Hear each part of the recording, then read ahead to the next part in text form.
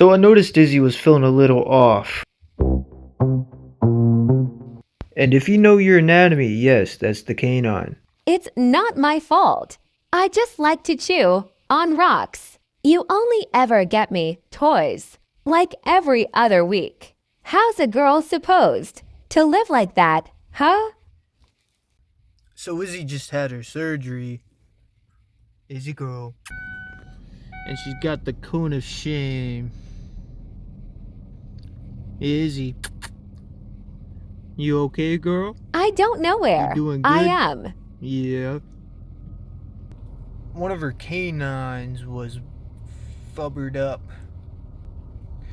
Now we got 2 weeks of healing. How are you doing, I can't feel the smell of this Miss taste Izzy? right now. How are you doing, girl? Are you losing it a little bit? I think I'm A little stuck. bit. You stuck? No? Oh, there you go.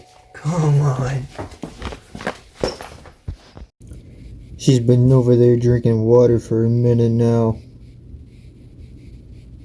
Oh my goodness. Jesus. Jesus, have mercy on her. She's losing it. I'm over here trying to make some chicken and rice. And she is losing it.